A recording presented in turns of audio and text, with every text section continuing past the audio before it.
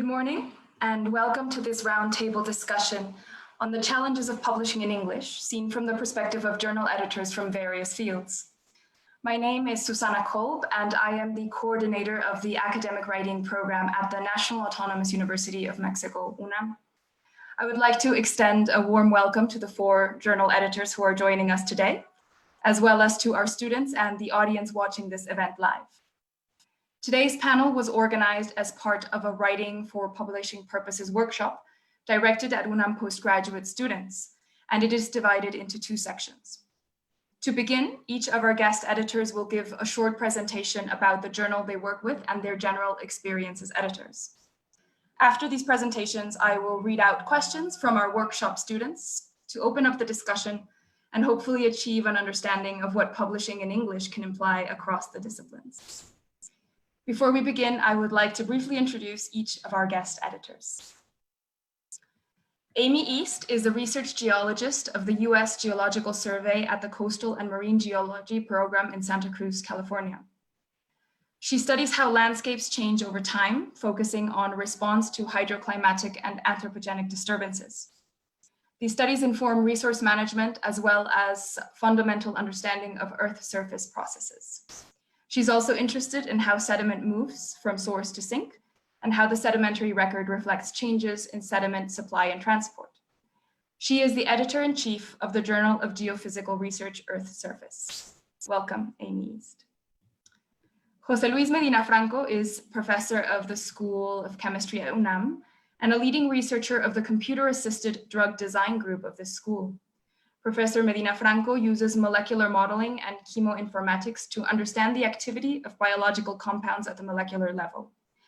He also applies computational chemogenomics to reposition drugs and accelerates the identification of synthetic and natural bioactive compounds directed at therapeutic molecular targets, particularly epigenetic targets. He is a member of the Editorial Board of Chemical Information Science, as well as Associate Editor of Molecular Diversity and RSC Advances of the Royal Society of Chemistry. Welcome. Madeline Mavro-Gordato is an Associate Professor of K-12 Educational Administration. She utilizes quantitative and qualitative methods to investigate how education policies shape outcomes for underserved student populations, particularly immigrants and English learners. In addition, she studies how to develop and support effective school leaders who are prepared to serve students from diverse backgrounds in today's climate of high-stakes accountability and evaluation. Her work is informed by her experience serving as a bilingual teacher in Texas and California. She currently serves as a co-editor for the American Educational Research Journal. Welcome. And finally, Gerardo Susan Aspiri is a leading researcher at the Laboratory of Ecology of Diseases and One Health of the School of Veterinary Medicine and Zootechnics at UNAM. Professor Susan's research aims to identify the micro and macroecological and evolutionary relationships that influence the occurrence of infections, with an emphasis on changes in the landscape, loss of diversity, and species assemblage that result from the development of modern societies. He is the founder and current president of the Mexican Association of Conservation Medicine, CALANCA, and he is a review editor of EcoHealth Journal. So we welcome all 4 editors warmly, and without further ado, I turn the microphone over to Amy East, who will talk about her journal and her experience as an editor. Thank you. I'm going to share my PowerPoint slides. Can you see the slides that I'm sharing right now? Okay, can you hear me? Okay, yes. Great. Wonderful. Well, thank you for organizing what I'm sure will be a very interesting discussion this morning.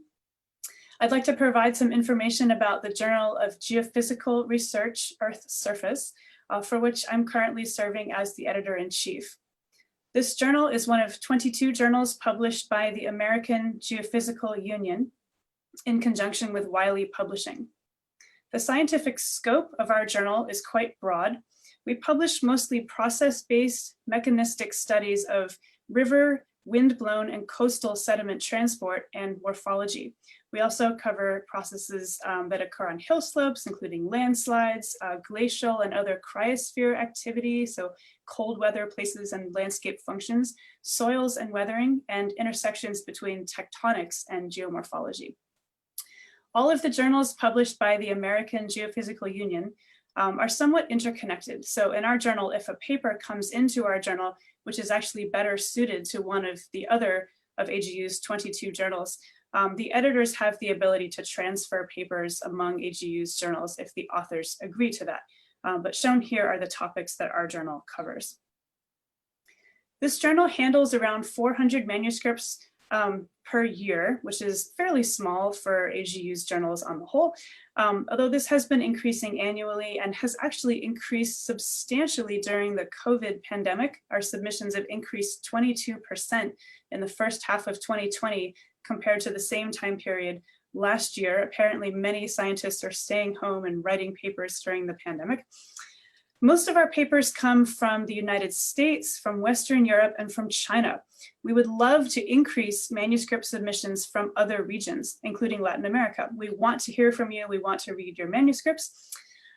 A few other statistics about this journal. The median time to the editors making a first decision on a manuscript is 66 days, at least that was for the whole of 2019. Our acceptance rate for papers that go out to external review is around 40%. And I would say that around 2/3 of the papers that come in do go out for external review. This journal is a hybrid between paywall papers and fully open access right now, although all of our papers become fully open access 2 years after publication. This journal has a reputation for an especially rigorous review process. And for those who are interested in a journal's impact factor, I realize not everyone puts much stock in the journal's impact factor, but ours, as of the end of 2019, was just over 4.5. Our editorial board includes 4 editors whose pictures you see here, plus 36 associate editors from 11 countries. Our editorial board is currently 36% women and 46% women plus scientists of color. You may feel free to contact any of us with questions about your paper topic if you are considering submitting a paper into the Journal of Geophysical Research Earth Surface. Papers with the best chance of succeeding to be published in JGR are those presenting a new and significant advance in the field. So for papers presenting a case study, we want to see the broader scientific context and process-based interpretations developed. That is, if you have a case study, for instance, many geoscience topics are field-based case studies. We want to see you explain how your study helps us understand how Earth surface processes work in general and how scientists working in other field areas would benefit from knowing what you have found. It's also very helpful to use a clear scientific claim or hypothesis test as the basis for the paper. It is essential to connect data and interpretations clearly. Of the papers that we reject, most are rejected for not having met those criteria. It's also important to have clear, high-quality scientific writing, and unless you're writing a commentary, it's generally helpful to use a standard research paper format. This is a long format journal, so you have space to explain your study's background, methods, results, and interpretations thoroughly. Clear English writing definitely helps in the review process. As we're discussing today, publishing in English when that is not your first language, I recognize that that can be a major challenge for authors. When English is a substantial obstacle for authors, we recommend having a colleague or a co-author who is fluent in English edit the paper before it comes into the journal, which is often very helpful. If the authors do not have a colleague or co-author who is fluent in English, they may want to use a professional English editing service. One that AGU recommends is called the American Journal Experts, and I've put their website down here at the bottom. Minor issues with English can be addressed by the editors during review and revision processes. The editors do a lot of editing to polish the English. That is a very common part of our job. But when the quality of the English is enough of a challenge that it could prevent the reviewers from understanding the details of the science, then that is a situation where we'd want the authors to have a colleague or a professional editing service look at the English before we put the paper into review. Please do contact me with any questions about submitting papers to the Journal of Geophysical Research Earth Surface. We would be interested to see your manuscripts on Earth surface processes, and you may also want to follow us on Twitter at JGR Earth Surface. Our handle is right here. Thank you, and I will turn my screen sharing off. Okay. Thank you so much, Amy. Next, we will hear from José Luis Medina Franco. We will share his presentation.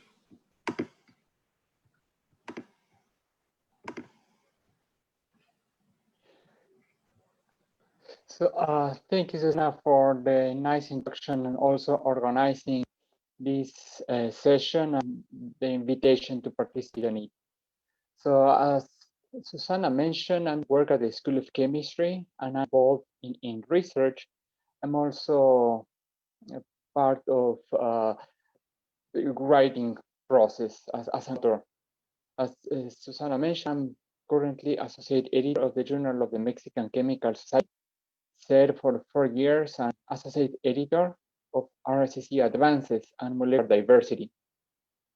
Currently, I'm guest editing a special issue for 2 journals. Next slide, please.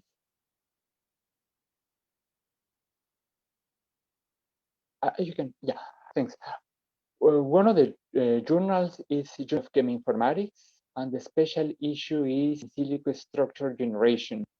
Journal of Cheminformatics is edited by Spring in Nature. My role as guest editor is to first, if the manuscript fulfills the requirements of the journal and also fits the scope of this special issue. The other special issue I'm organizing is called Computational Approaches to the Discovery and Development of Pharmacologically Active Natural Products. This is published by the journal Biomolecules. Both journals are open access. Next slide, please. So I would like to summarize very briefly some what I call golden rules to publish scientific papers in general. This comes from as an experience, an author, as an editor and guest editor of different journals. So one of the first golden rules is to identify and state clearly in your manuscript the objective, significance of the findings, novelty, and strategy. Regarding the objective, I'd like to suggest that you state clearly the answer to this question. What was done? Identifying the main focus, which is going to be the axis of your paper. Everything that you put in the manuscript should be around that main goal. Quite important as well is significance of the findings. For that, you can answer these couple of questions. Why are the conclusions important and how the results advance the field of your area? Also quite important is to identify the novelty. How is your work different from the research that has been done around your study? For that, of course, you have to be quite familiar with other research papers around your topic. And finally, state clearly the strategy. How was the work conducted if the methods that we're using support the objective of your manuscript? So the general recommendation before developing the entire manuscript in a single page, one document, clearly answer these questions, and then you can follow and develop your manuscript. Other golden rule is to have excellent grammar and proper style, as Amy already mentioned that. Also, in general, be brief as much as possible. For instance, the title should have no more than 12, maximum 15 words. The shorter and the most informative, the better. Also, the discussion has to be focused, really concise.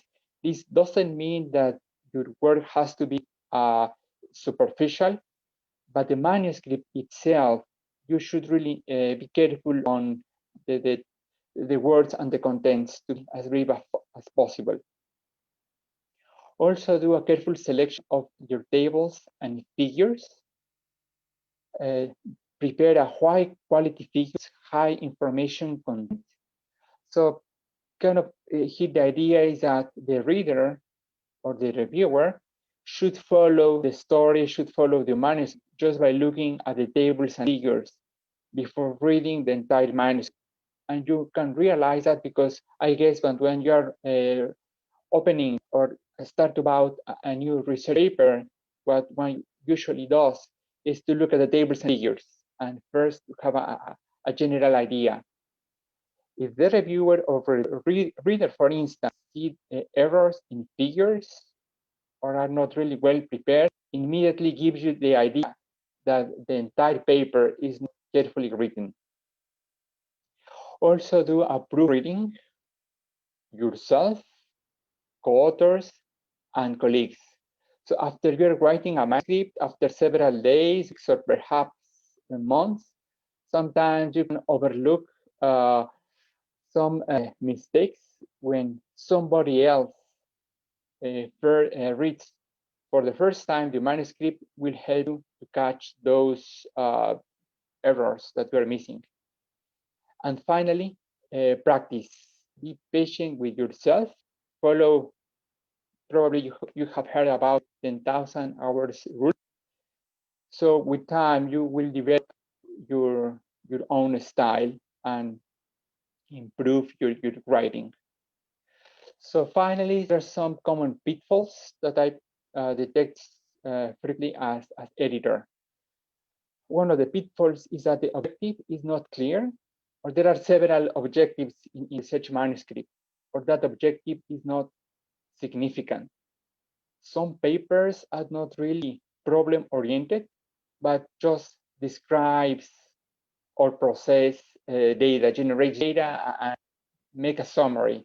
So if the author do not identify the significance of that information, the paper is not relevant. And also another major pitfall is sometimes the study is good, but the grammar or the style is really poor. It's really hard to follow what the authors are trying to say, and that leads to basically immediate rejection of your manuscript. With that, I'd like to finish, and thanks again for the invitation.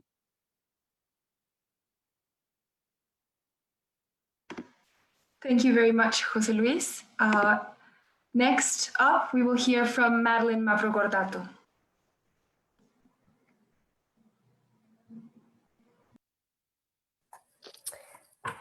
Let me just move this onto the proper screen here and make sure it is sharing again. Okay, I think it's sharing and hopefully folks can hear me all right. Just first of all to Susana, muchísimas gracias por la invitación de ser parte de la discusión hoy. As Susana mentioned, I have a background as a bilingual teacher, so my Spanish is quite good at an early elementary level, and beyond that, I should say I'm still very much learning. But so I'm glad to be here today, and some of what I will say will be echoing some of what my colleagues have said earlier, which I think is helpful because that's data triangulating for you, right, when you hear it from multiple people. I wanted just to mention a couple of things here. First, I think it's often a little bit of a black box to people when they're submitting a manuscript. What happens, right, when it gets submitted? And every journal is a little bit different. So I can speak to my journal, which is the American Educational Research Journal, which is the flagship journal of AERA, which is the American Educational Research Association. So what happens when a manuscript gets submitted to us, first we have a managing editor who does a preliminary check on the manuscript, and this is somebody who's not looking at content, but they're just making sure that the manuscript is properly blinded. They're checking length and formatting requirements to make sure it's within the proper length, that it's formatted with the proper fonts and so on and so forth. All of this information is on our website. And so she does a preliminary check there. After a manuscript is checked by our managing editor, it is then passed along to two co-editors. of the journal. And we have a team of 6 co-editors of the journal. And every manuscript is reviewed by 2 co-editors at that point. And we call this the desk reject review stage, where what we do is we sit down, we each read the manuscript, and then we confer. The 2 editors confer about the manuscript as to whether it is high enough quality or within the scope and should be sent out for review to 3 reviewers, or if we're going to desk reject it right off the bat because perhaps it's out of scope of the journal, or perhaps the quality is not sufficient enough to deem it good enough to go out for review, right? And so that takes about 2 weeks. And then the manuscript gets sent out to review, and we have a policy that every manuscript, when it comes in, goes to 3 reviewers. Typically this process takes about 2 to 3 months. Each reviewer is given about a month to review the manuscript. However, you know, things come up, people need extensions. Sometimes you have people who say they will review a manuscript and the due date comes along and you don't hear from them and you follow up. And then all of a sudden we have to go back and ask a new reviewer, right? So that can suddenly take the timeline, extend it quite a bit. So it varies tremendously. And the variation largely has to do with how responsive reviewers are and if they stick to timelines and if we have to ask new reviewers to come in. I know it's something that can be very frustrating as an author when your manuscript has been sitting at a journal for 6 months and you still don't have a response. But I can tell you from an editor's perspective, it can be very challenging sometimes to get reviewers for a manuscript or to get reviews back in a timely fashion. So this is what can extend and draw out the timeline.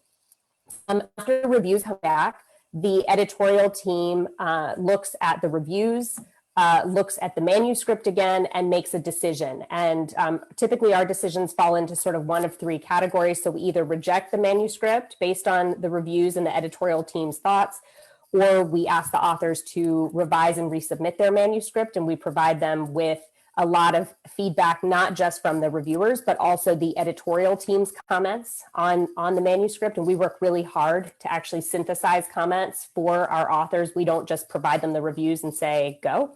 We say, we really want you to focus in on these areas. We don't necessarily think you need to pay as much attention to this comment from this reviewer. If we disagree with something, we really try to scaffold the process for our authors. And then the other possibility is a conditional acceptance, which is very rare with our journal that this happens the first time it is submitted, but it may be after 1 or 2 or sometimes even 3 rounds of revision that a manuscript actually gets conditionally accepted. So that's just a rough sort of outline of the process, because I think it's one of those things where you submit it and then 6 months later you sit there and you say, I don't know what's going on. Well, this is sort of what's going on, right, during that timeline. So I wanted just to provide a couple of, I think, key things that I would really hope that authors who are coming from international settings and submitting to our journal would keep in mind. And so the first step is get to know the journal, right? So if you are targeting a journal, you want to really become familiar with the journal as much as possible. So I've got a couple of ideas here that are ways that you can do this, right? So one is quite obvious. You can scan recent journal issues. So what are the topics that the journal is publishing on? What are the methods that are featured? So for example, in educational research, we have some journals that tend to focus much more on quantitative work, and we have others that tend to focus much more on qualitative work, and some that are open to both. And you get a really good sense of that by scanning what has recently been picked up and published in the journal. Another is, who are the authors, right? So if you look at the several recent issues and you only see US-based authors in those lists, then that says something about who's getting published, right? Whereas if you see authors who are coming from international institutions, then that gives you a sense as to whether the journal is a little bit more open to international pieces, right? Our journals all have an editor's introduction. And so editorial teams transition over time. So for example, I have been a co-editor of this journal for a year at this point. We have a 3-year editorial term, which has the possibility of being extended. But when new editorial teams come in, they reshape the journal a little bit. And so one of the things that we do as editors in our journal is we get the opportunity to publish an editor's introduction.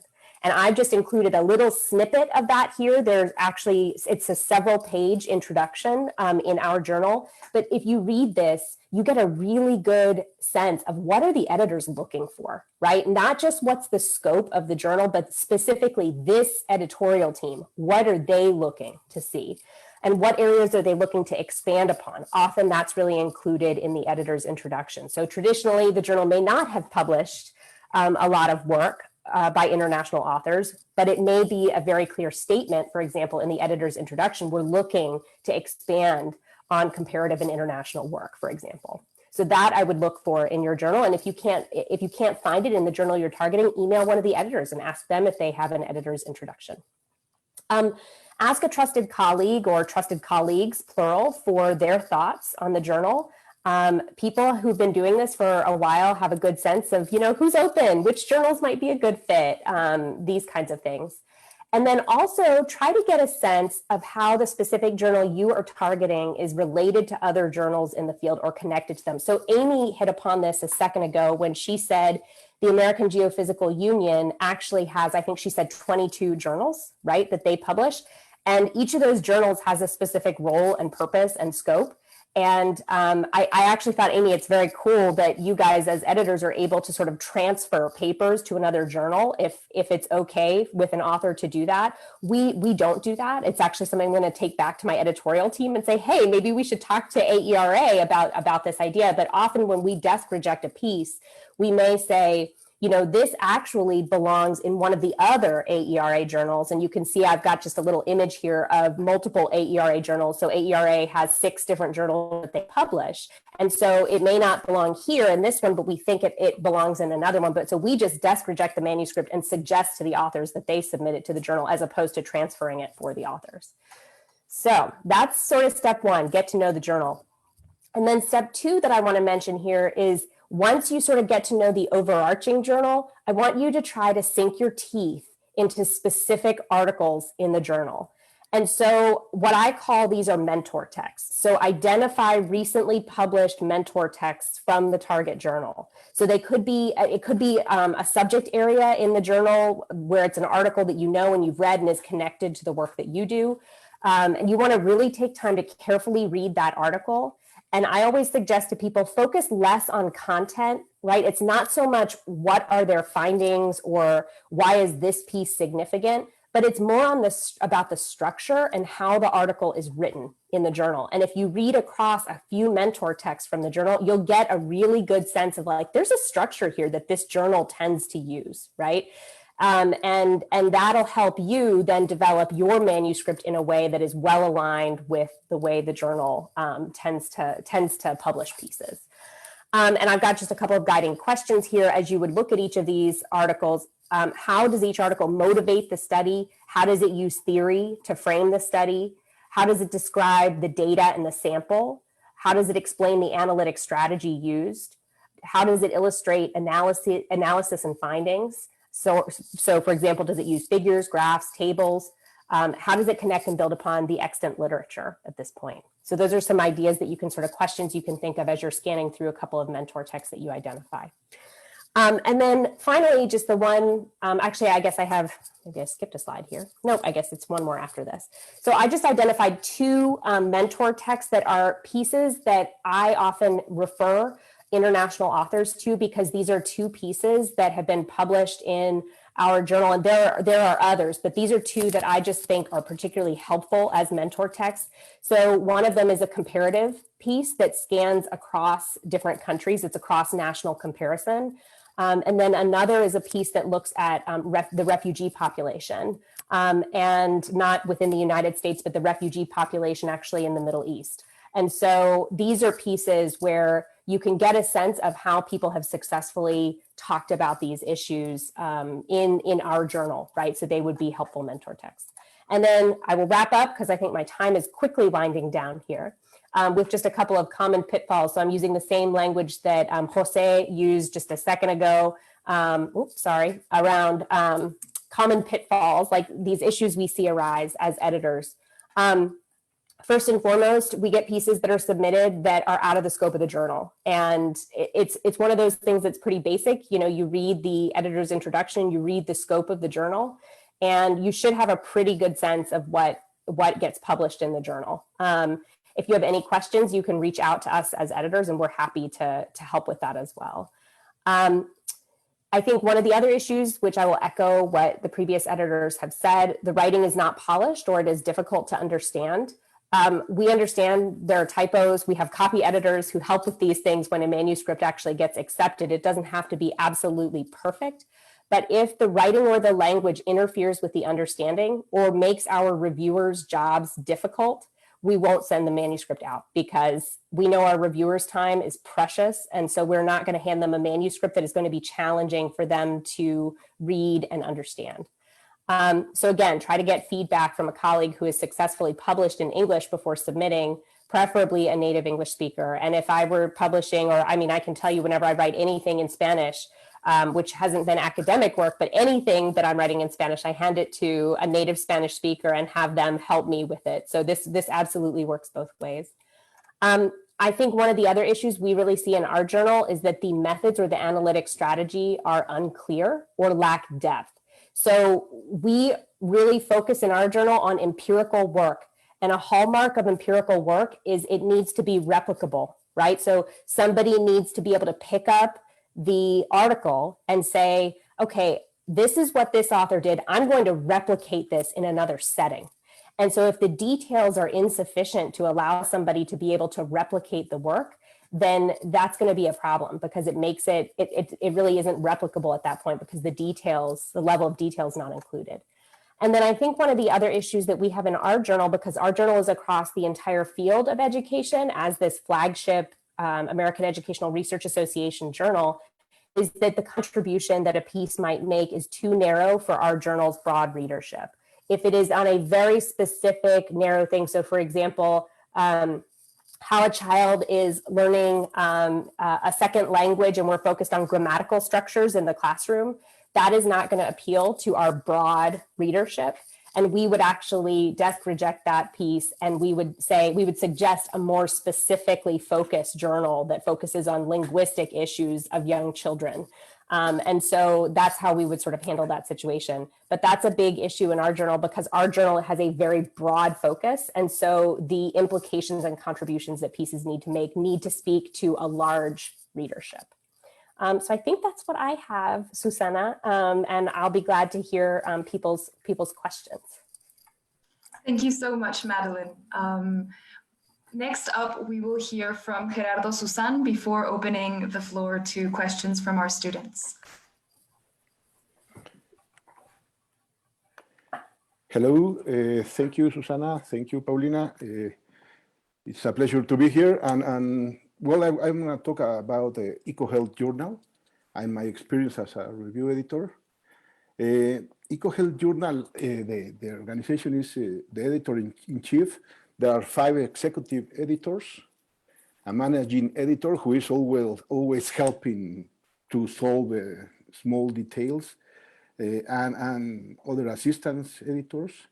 And there are 68 review editors. So this is the way it's functioning.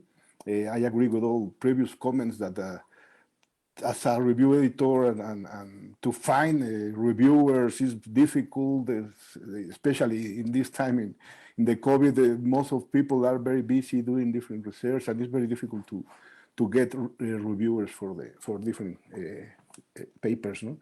Well, in general, this journal is very interesting challenge as a reviewer because it integrates different topics.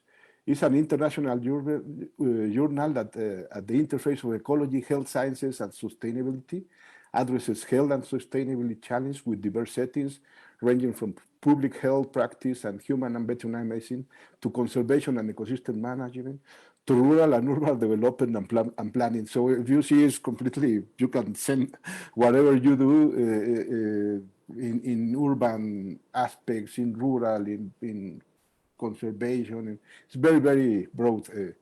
So this is a result of 2 journals that they get together. It was ecosystem health and then the global change and human health. they put it together, and this is the result, the EcoHealth journal. So focus on human and wildlife health and reflects the centrality of as criterion for humankind search for a sustainable future. So this is very interesting because it's linking different ways to approach health, to approach conservation, and to link in the future. I know the impact factor is not the most important thing, but sometimes you as a writer, you choose sometimes journals with this impact factor, and you know that more the impact factor has, more easy that they reject your paper. No, it's more difficult to publish it because there are a lot of people trying to publish in those high impact factor journals. So this EcoHealth has been growing the impact factor through the years. So the 5-year impact factor is 2.47, but it's changing every year. So you can have different statistics, but it's very interesting this. So in general, it has different approaches: One Health, conservation medicine, ecosystem approaches to health, ecosystem sustainability and health, public health, ecosystems and society. Local traditional indigenous knowledge is also included here. So it's very, very broad aspects. So the editors, there are different disciplines. It's completely a transdisciplinary journal, multidisciplinary in general.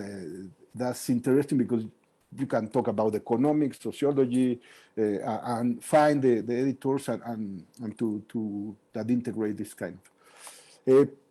The way it's structured, the journal, you can publish as original contributions, reviews, short communications, forums, book reviews, covered art and covered essays, letters to editor. So this is these are different possibilities. So obviously there are different journals with other kind of ways to publish it, the other sections. But this is interesting, and you have to follow the rules when you are submitting a paper here. The most important thing is to read first all the requirements and try to follow very, very, very strict on that. Because sometimes if you pass the number of words, if you limit, cross the limit, sometimes it's rejected, and sometimes it's very important to follow the rules. No? So, well, this is interesting because sometimes, for example, I'm reading now a forum paper, which is very general, and it integrates different topics, and you don't know how strict can you be on the. It depends on the paper, no. Obviously, the original contributions are more detailed, more specialized with some studies, with experimental and empirical studies, and you can follow all the statistics. But other, for example, reviews, short communications, you have to have a more different ways to review it. But it's very interesting aspect. And the other thing that usually happens when you get into as a reviewer in different journals, when you are making your opinion about a paper. Sometimes journals ask you, for example, if it was an original article, it was a well-documented paper, the conclusion and justifications were okay, the importance, interest, writing, presentation. Sometimes it's nice to understand this and to figure out what they check. No? As a reviewer, we check all this and we make some marks to say, oh, this is good, this is good. So this is good for writing, no, a paper. So you have to figure out exactly and thinking what the reviewer is gonna read, no, what the reviewer is gonna check. That's why it's always you have to be very clear in your opinion, very direct in your sentences, very clear. So and the quality. So we look for different topics. And then we make our opinion, no? And then the editor-in-chief and they check and figure out if it's okay or not, and then they send the answer to the authors. But this is very important because we just check all the different aspects of your paper. We check the connections between sections. We check the summary. We check the main message of the paper, the quality, the impact of the paper. In general sense, if it's just for one discipline or it's a impact for different disciplines. So this is all aspects that you have to check when you are as a reviewer. So basically, that's what I wanted to say. short introduction. Great, excellent. Thank you so much, Gerardo. Mhm. And if you could stop sharing your screen, Oh, yes. we can move into the second part of our discussion today. And I would invite Madeline and Amy to turn on their videos in order for us to begin the discussion portion of this event. Thank you so much for your presentations. We've heard about your journals and about your expectations, and we've also heard a little bit about advice that you would give students. And so we have a few questions prepared, and we are receiving questions from our students as we speak. The first of which is, in your experience, how long can the publishing process last? Who would like to take that question? I could talk about that. It varies a lot. It varies tremendously. As a couple of the other presenters mentioned, a lot of it depends on how responsive the reviewers are. And so sometimes you have reviewers who agree right away and they're very timely with providing constructive comments. Then other times you get reviewers who you have to chase them with emails for months, and you may have to abandon them and find someone else when you have a completely delinquent reviewer. So it varies. We aim to get papers back at our journal within 60 days from start to finish for the first review. And then, but it can drag on for 90 days sometimes, or even longer in a few cases. Then depending on what the state of the paper is, if the authors are asked for minor revisions, we typically give them 3 weeks to complete minor revisions. If major revisions are required, we give them 5 or 6 weeks. We also have another category of decision, which I believe you wanted to discuss later, which is called reject with encouragement to resubmit. We may want to talk about that later separately. But so from start to finish to final decision with our journal, it varies a lot. It could be 120 days. It could be 6-8 months. It really depends on the situation and on the reviewers. Also, many of our papers go out to external review more than once. So it's very common for our journals to have papers go out to external reviewers, not necessarily all 3 at the same time, but if it has a second round of review, that adds another often 30 to 60 days on top of that. Right. Are there any significant differences in the other journals? Yeah. Or is it I would about also like to comment on that. Well, in the journals I'm handling it, the first round of revisions takes out, as Amy was saying, on average 2 months. So reviewers, once they accept to review a paper, they are granted 2 or 3 weeks in a normal situation. But now with the pandemic, this is really affecting, and reviewers are usually taking more time. So just a piece of advice as an author for all of you is, after 2 months of submission, you don't hear anything from the journal, just send a very polite question about the status of your manuscript, just to give follow-up. Do not put pressure on the editors, but just give a friendly follow-up of your manuscript.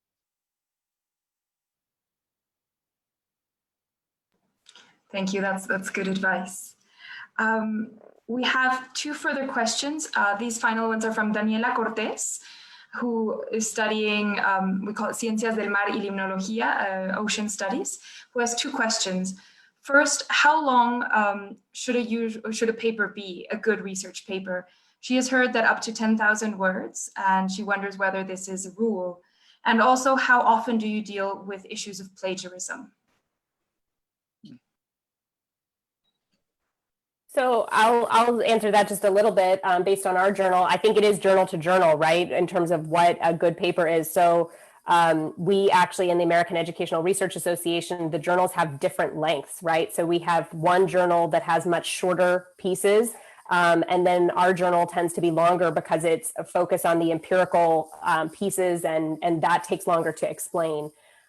We don't do a word count, we do a page count at our journal. So ours is 50 pages, double spaced. And then we allow unlimited online appendices. So sometimes you can't get everything into 50 pages in terms of detail, but you have more room in the online appendices. So it varies tremendously. Some journals have no online appendices, some have 25 pages of online appendices. We have no specific length limit, but beyond a certain number of what we call publication units, which is a combination of text and figure lengths, beyond a certain number of publication units, the authors get charged additionally for excessive length. So it's in their financial interest to keep it shorter. Yeah. As far as the plagiarism, all of our manuscripts go through an automated software check called Authenticate and cross-check before the editors ever see it. So if there's too much overlap with previous publications, the editors won't even get the paper if it fails a quality check. So one issue that we commonly see, it's not strictly plagiarism, but what we call shingling. So where if you imagine how the roof tiles on a roof are overlapping with each other, we describe the same sort of problem where two papers by the same set of authors overlap too much in material. So if someone, for instance, goes on a marine research cruise and collects a bunch of data from cores and the ocean floor, they might write a whole series of papers on those cores, and that's fine, that's commonly done. But if the same information starts overlapping a lot from one paper to the next, we would decline to review it because each paper isn't enough of a significant advance to want to pursue its publication. Right, great. So I'd just like to add on that regarding length, as Evelyn was saying, before submitting or even preparing the full manuscript, read carefully the guide for authors and identify if there is a restriction on the length. So typically a research paper have any length requirements, at least perhaps for the number of figures tables, no more than 9, and additional material you can put it complementary information. For short papers or communications, journals usually put a restriction on the number of pictures or number of words. But again, check the guide authors. Regarding the plagiarism, totally agree that journals have an automated way to detect plagiarism or even self-plagiarism.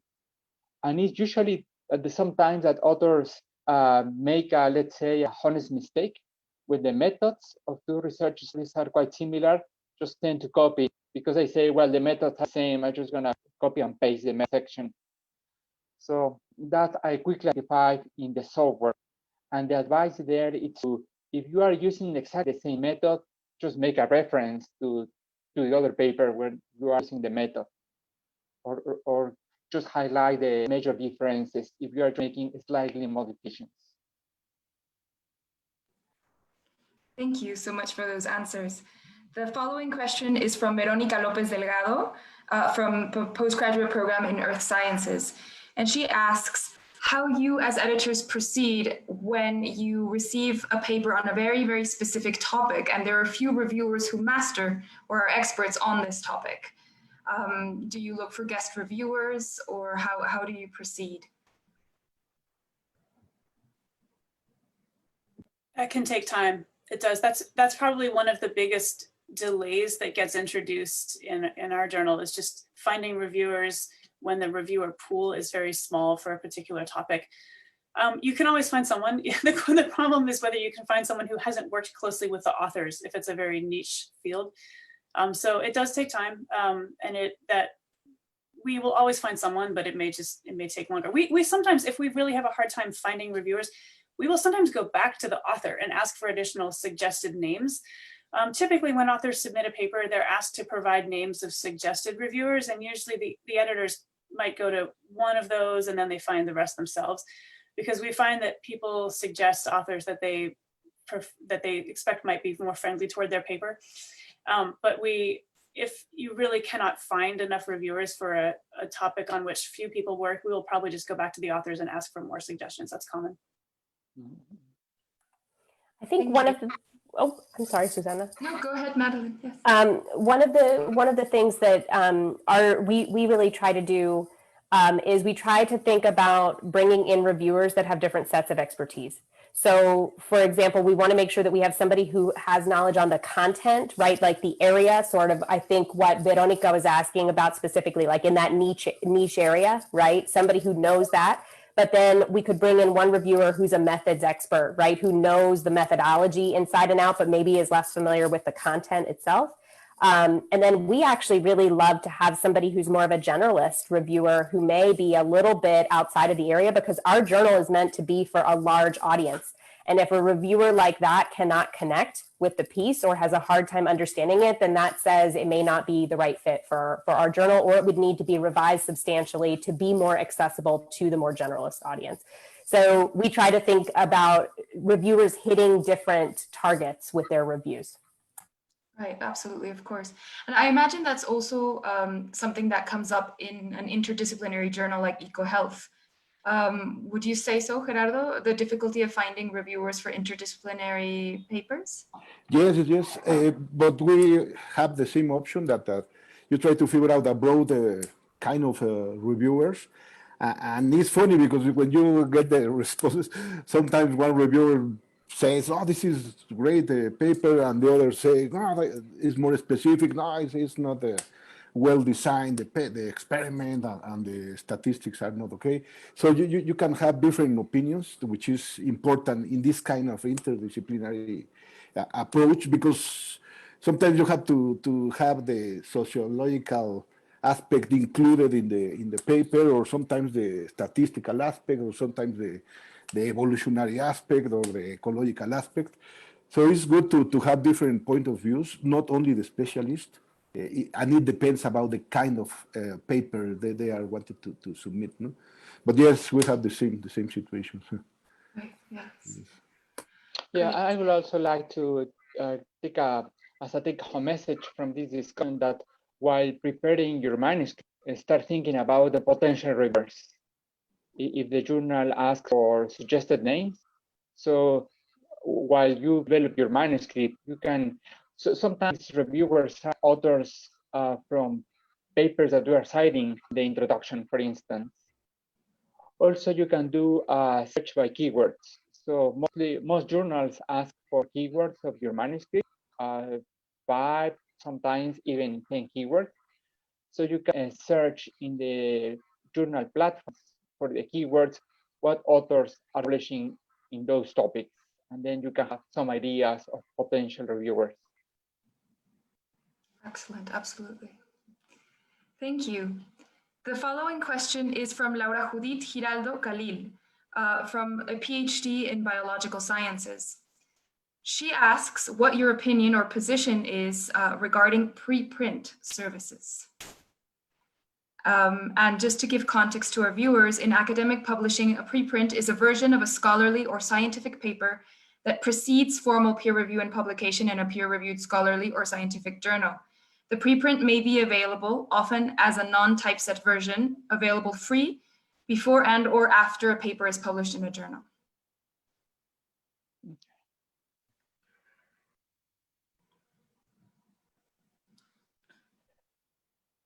Does anybody have an opinion about that?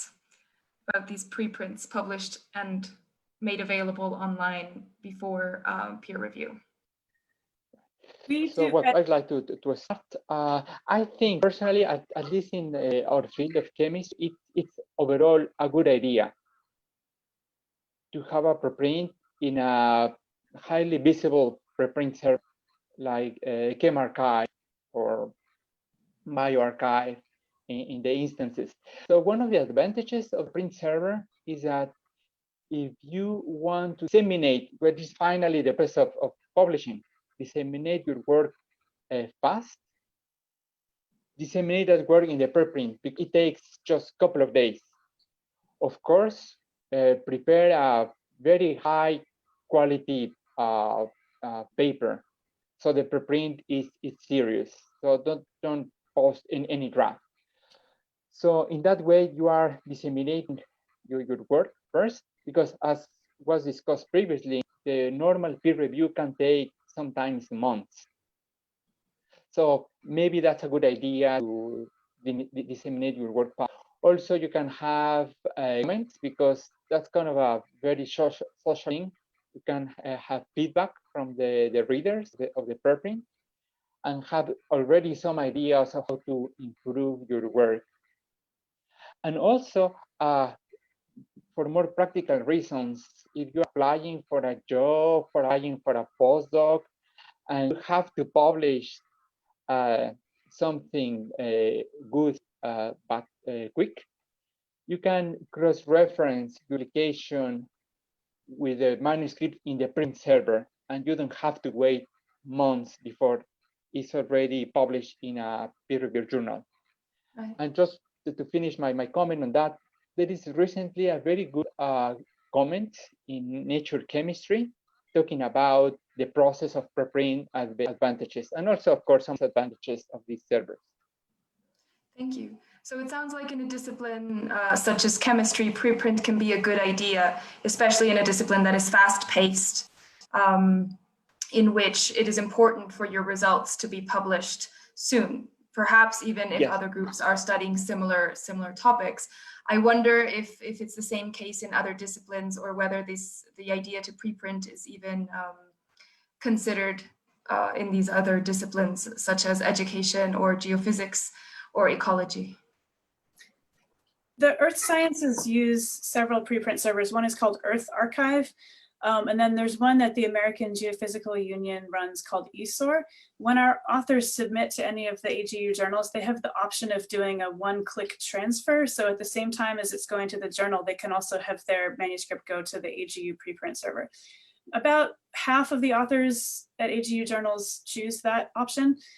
One potential problem with using a preprint server is that if you use the preprint server, but the journal ultimately rejects the paper, it's forever archived on the preprint server. And so when the authors submit the paper to a different journal, maybe at a different publisher, it will be flagged in the plagiarism check.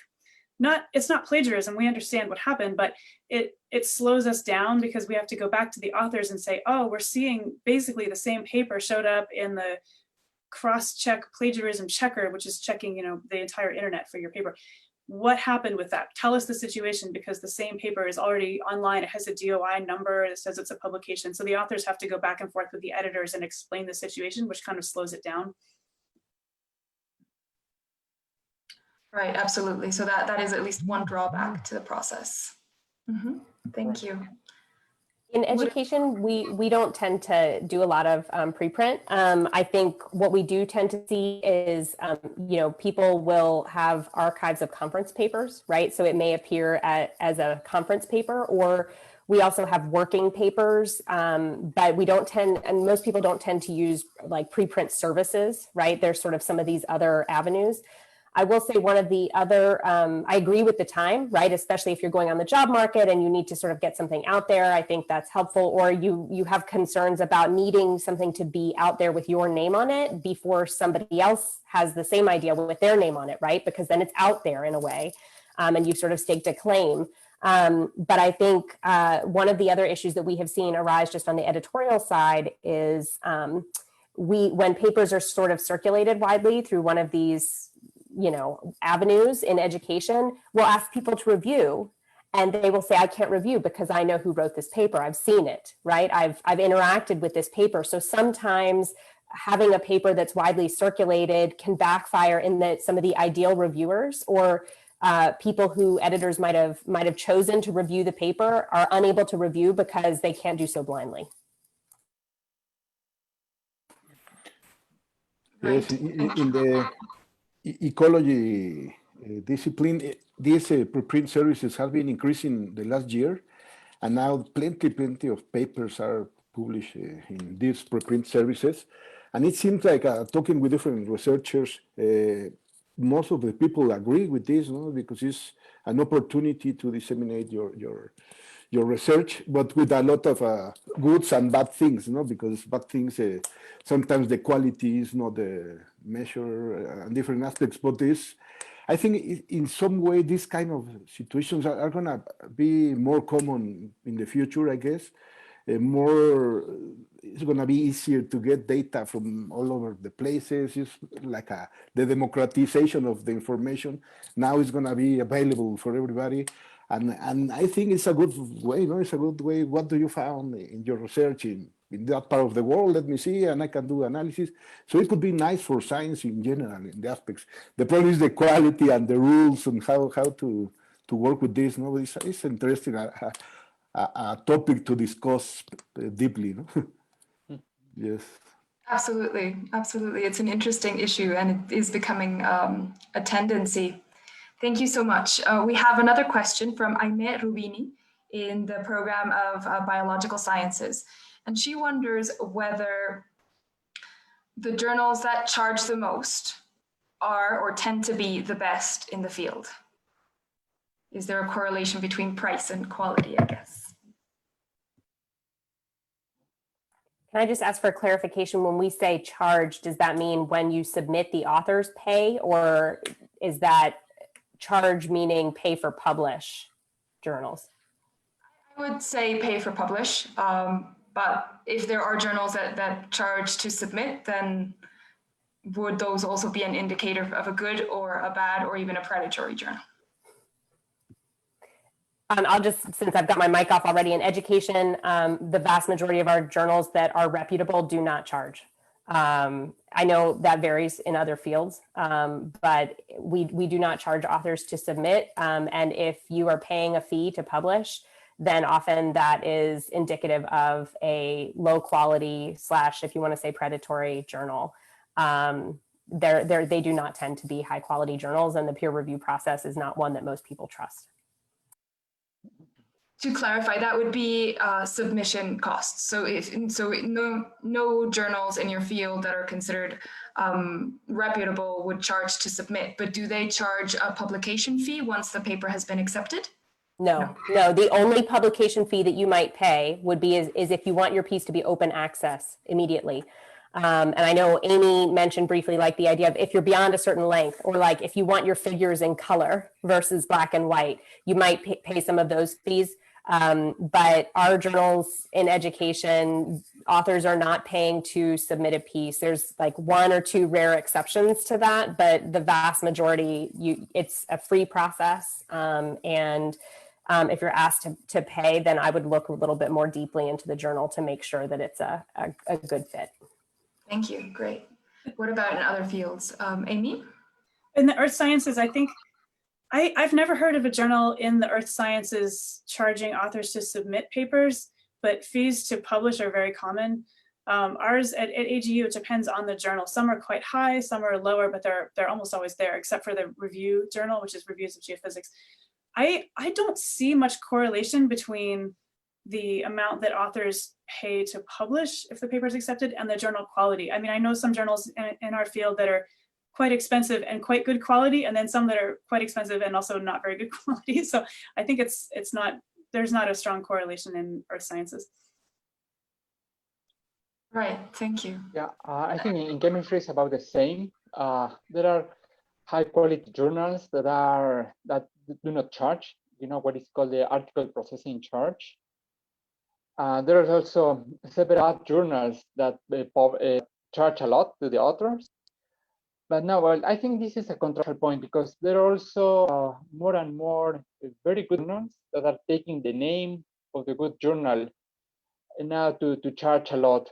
For instance, there is one quite reputable journal with an impact factor of 10 that just released a new journal, open access, that they charge $4,000 to publish in the journal.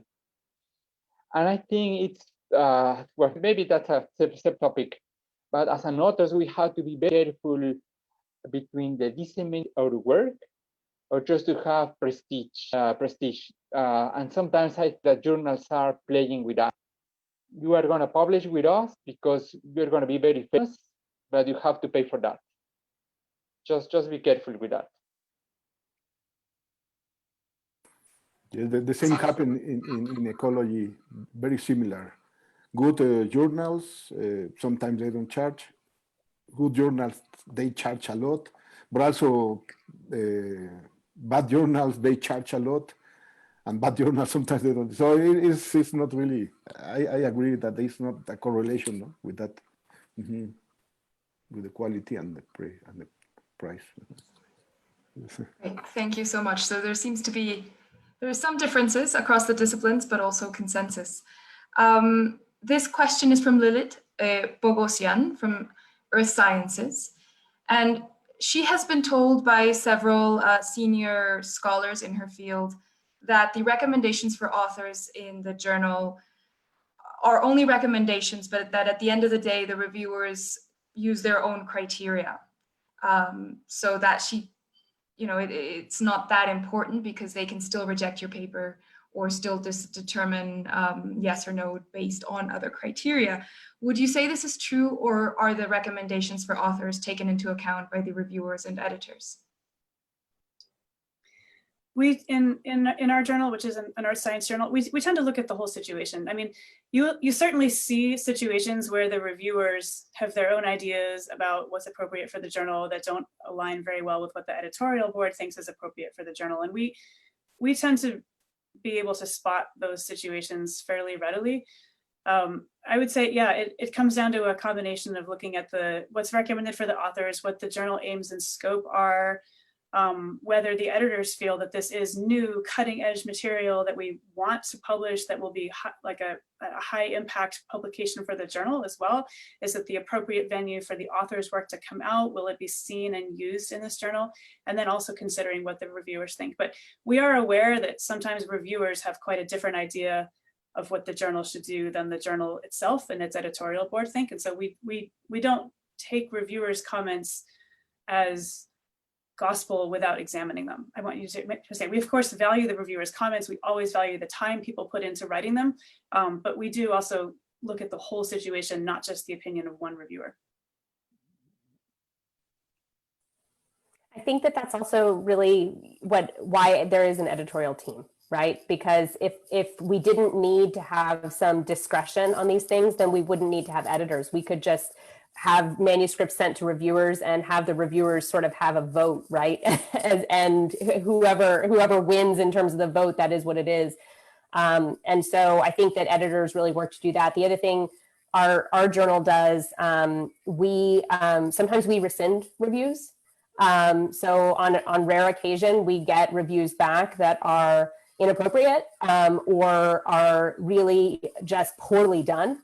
And it's not good enough to constitute one of the 3 reviews. And so we will, like, if we disagree, if we don't like their approach, if they were insulting or belittling, then it's not going to be something that's going to go to the authors because we think that's counterproductive. So that's one of the other reasons the editors sort of, or another way the editors step into this process. Thank you. Okay, great. We have a question from Ana Ramos, who wonders about the significance of the findings, because sometimes the experimental data show that the original hypothesis was not correct. And so some tutors will recommend to their students that they change the original hypotheses in order to have the paper published. And so she wonders, as editors, do you reject manuscripts with important findings that differ from original hypotheses? Or I would add, reject manuscripts that present negative results.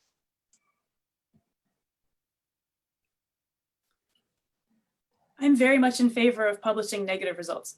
I think it's very important when you show that your original hypothesis or perhaps a widely held hypothesis is not supported by new data. And if you can robustly show that and the study is good quality, then that's very important.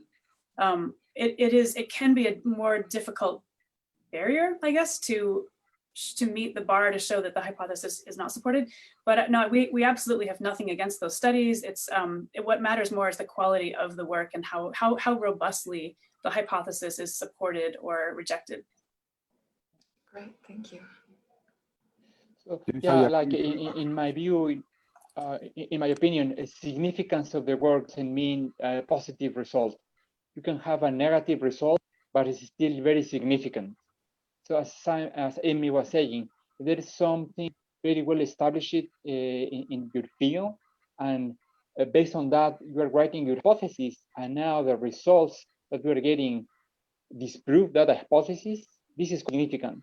So I would say really support your findings, and and get it published. Yes, I think it's part of science, no? The more you check your hypothesis and if it's not, the results are not as you expected, it's very important to publish that, no? I agree completely with all the comments, previous comments, but the fact is that if you have nice results, probably it's more easy to publish it. It shouldn't be like that, but this is a reality, no? But yes, I agree to publish all you find. Excellent, thank you. Laura Judith Giraldo from Biological Sciences wonders about open access publishing, which can be a very expensive service, especially if you're a student in a periphery country. So she wonders what your opinion is about open access in general, and also if you think the expense might change at some point, or if it will continue to be this expensive.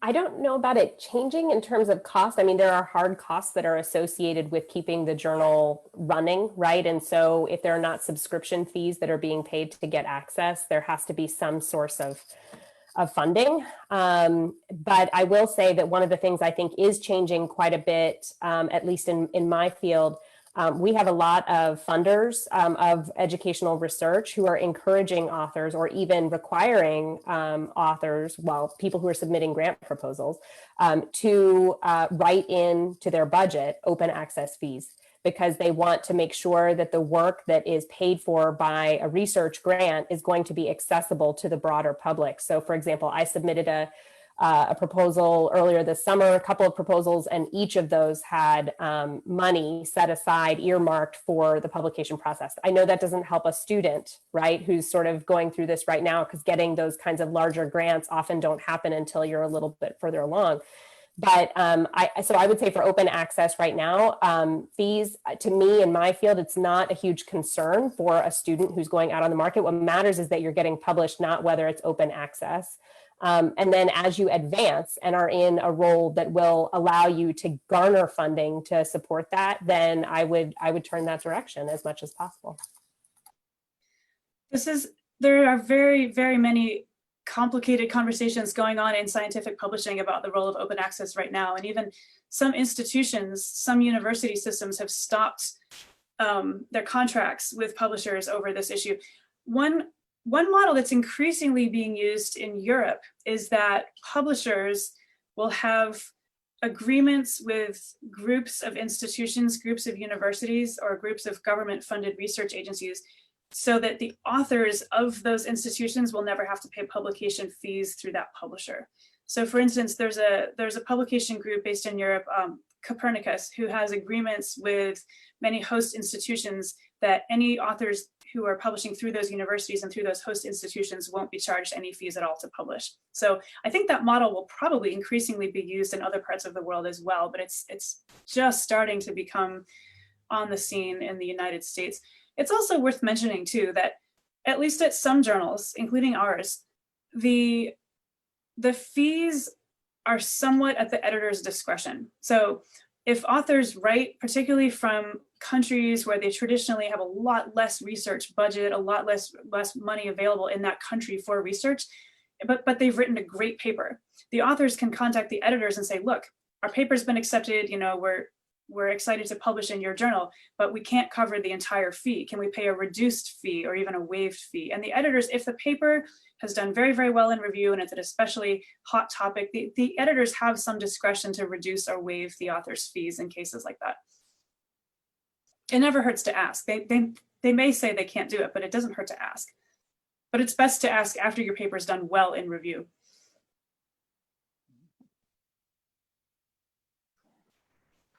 Thank you. Would anybody else like to comment, or shall we move on to the next question?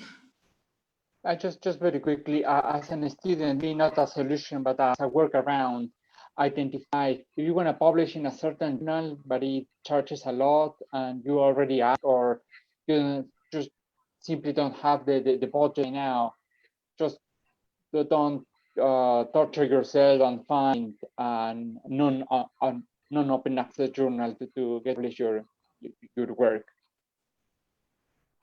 Right, thank you, Jorge. The following question has more to do with your own experience receiving manuscripts, which is, in what order do you read them? Jose Luis mentioned that he looks at the figures and tables first. What order do you review the manuscripts? And in that link to that, what section is the most important? Abstract, figures and tables, or even the cover letter?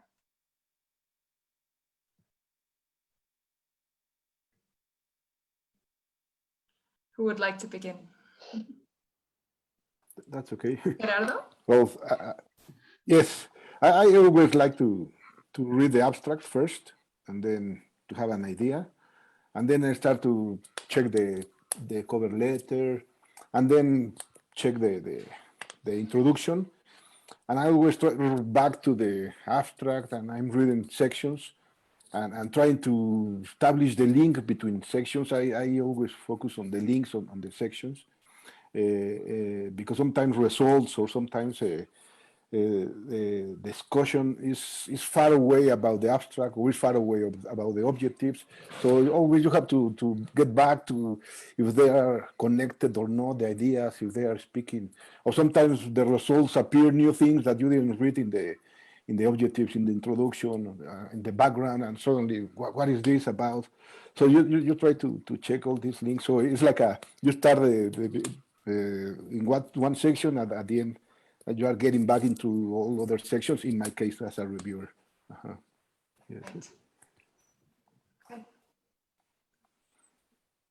Also, I'd like to add that, well, first, as Susana mentioned, I already mentioned a glance through the paper, figures and tables, very quick, but read carefully the abstracts and identify, again, goal or objective, significance of work, and novelty. And of course, you can also read quickly the title and see if the paper overall meets those major criteria, if it's significant, it is novel, and if the authors have very clear what was the goal of the paper. Right, thank you. Amy? I'm also looking to see, I would echo what Jose and Gerardo have just mentioned, but I also look to see whether, after reading the abstract and introduction, and I do also read the cover letter, because a well-constructed cover letter, helps me think that the authors have thought through the whole process carefully. I look to see in the discussion and conclusions, I'm looking for the big picture. Is there a big picture scientific problem going on, or is it a very focused regional or local study? We're looking for big picture work. And I look to see in the discussion and conclusions if the big picture that is often promised in the introduction showed up. Because often you'll see papers where the abstract and the introduction do a good job introducing a big picture, important, fundamental question, but the discussion and conclusions didn't follow through. The discussion and conclusions are very local and specific and don't get back to the fundamental problem that they promised they would address. I'll just chime in simply because I guess maybe I might be a little bit different, but I'll do abstract and the introduction. In our field, we typically refer to it as like motivation or a problem statement. So if you need to make a case in the first 1 to 2 pages that this is worth me continuing to really read it, right? And then I skip straight to the methods, because if your data is not high quality, then that's going to color the entire way I read it, right? So if it's evident to me that you have a 4% response rate in your data, then I'm going to go back and I'm going to read the rest of it, but I'm not probably going to read it as carefully as if it sort of passes that initial threshold with regard to methods, for example. So methods to me are where I really sink my teeth in to make a sort of a first read, because if you don't have those nuts and bolts pieces with your data or your analysis, then that's really going to shape what your paper is able to do. Thank you. That actually leads me straight into the following question from Eric Morelos, who is doing a PhD in psychology and wonders how to find an equilibrium or balance between an in-depth description of the methods or a short one and brief description of the methods. How detailed should they be?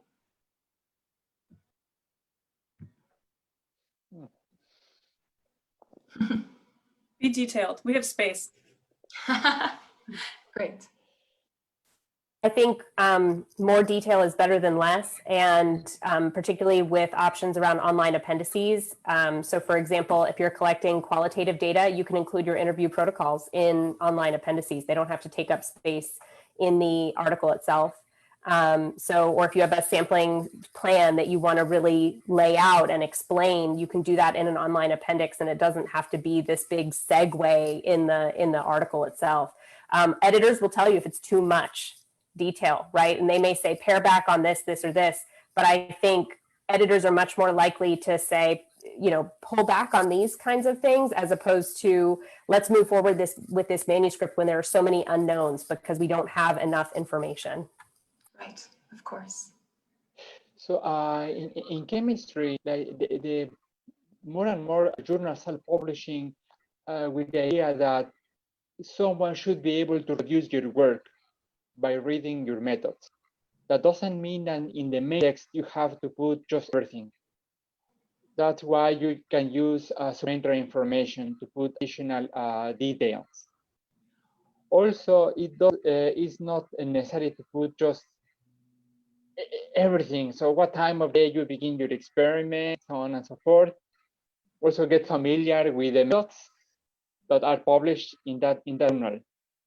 But again, the short answer is if you give that paper to someone else, that someone else will be able to reproduce your work.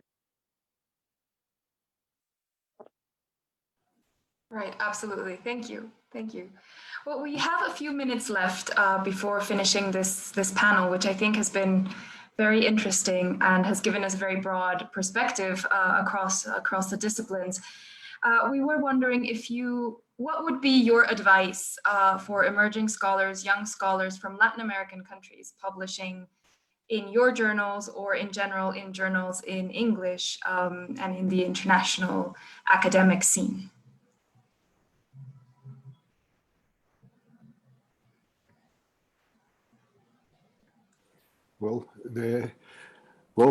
First, I have talked with different reviewers and who have been reading Latin American papers, and they are surprised about the good quality. Most of them in methodology, they are surprised at the great opportunities these papers have, but the problem always is the English writing, the structure, and sometimes reviewers, they don't want to deal with a bad English, So it's one of the major rejections of it's not the quality of the research, but it's the way it's written. So I recommend to all Latin Americans to really check with the English speaker person with native English that they can help you and before submitted and several times until the document can get improved, and then it's going to be more easy to be published. This is one of the tips that I can give. Yes. Thank you, Gerardo. Amy? We want to hear from you. We want to read your manuscripts. I would echo what Gerardo just recommended. That's very good advice about having the English checked. But we welcome submissions from Latin America, from students. We are also interested in knowing if students or early career researchers want to review for the journal. We try to increase our talent pool, not only among the authors, but among the reviewer pool. We want to draw in reviewers who are early career, who are students even, who are able to give new perspectives that we haven't had before in reviewing for our journal as well. So we want to hear from you. We want to involve you in our community. Great, thank you. Jose Luis? So I think that's a very, very good point. Pieces of advice that may be seem obvious is try. So I've heard that from some bachelor's, licenciatura students, think that, oh, I'm too young to publish. This is like reserved for senior or PhD students. It is not. So there are several very good bachelor's students that publish good papers. So don't be afraid to start. Other piece of advice is follow taking these courses as the ones you're taking right now. Other one very general comment is read a lot, and not just for the scientific content of a journal, but also look at the details of the style of the journal, how the authors are presenting the introduction, how the authors are written, how the methods are developed. So read a lot, and you will have a more sense of the style. And of course, discuss a lot with your PI, with your advisor, with your advanced students in your group, to get as much as we call tips or clues of how to publish a manuscript. And remember the 10,000 rules, 10,000 hour rules. Practice. The earlier you start, the better you are gonna get. Excellent, thank you. Madeline? I guess tengo la última palabra, ¿verdad?